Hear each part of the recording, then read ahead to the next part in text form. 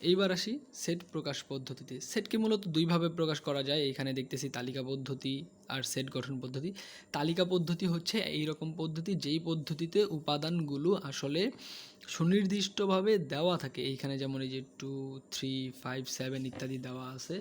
এইরকম তালিকা পদ্ধতিতে হচ্ছে সবগুলা সুনির্দিষ্টভাবে দেওয়া থাকে, এটা আলাদা করে আর বের করা লাগে না। হ্যাঁ, এইটা হচ্ছে তালিকা পদ্ধতি। আর সেট গঠন পদ্ধতিতে হচ্ছে কিছু হিন্টস দেওয়া, সামগ্রিক একটা ধারণা দেওয়া থাকে, ওইখান থেকে আমাদের উপাদানগুলোকে বের করে নিতে হয়। যেমন এইখানে দেওয়া আছে সেট গঠন পদ্ধতিতে দেওয়া আছে কি এক্স যেন এক্স মৌলিক সংখ্যা এবং এক্স ইজ লেস দেন 10।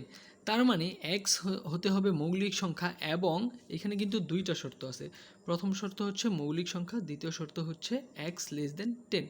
তার মানে এক্স এমন সংখ্যাগুলো আমরা নিতে পারবো এই সেটের মধ্যে, সেগুলো হচ্ছে মৌলিক সংখ্যা হতে হবে এবং 10-এর চাইতে ছোট হতে হবে। হ্যাঁ, এই যে হচ্ছে বাংলায় এইভাবে লিখে দেয়, বা এই যে একটা সামগ্রিক ধারণা দিছে যে আমাদের এই সেটের মধ্যে উপাদান কী কী হতে পারবে, আমাদের সেটের মধ্যে উপাদান বা আমাদের এই সেটের উপাদান হতে হলে তাকে কি কোয়ালিটি অর্জন করতে হবে। আমাদের এই সেটের উপাদান হতে হলে তাকে প্রথমত মৌলিক সংখ্যা হতে হবে, তারপরে হতে হবে 10-এর চাইতে ছোট। এই যে সামগ্রিক একটা ধারণা দিয়ে দিছে, এই ধারণাটা দেওয়া হয় সেট গঠন পদ্ধতিতে।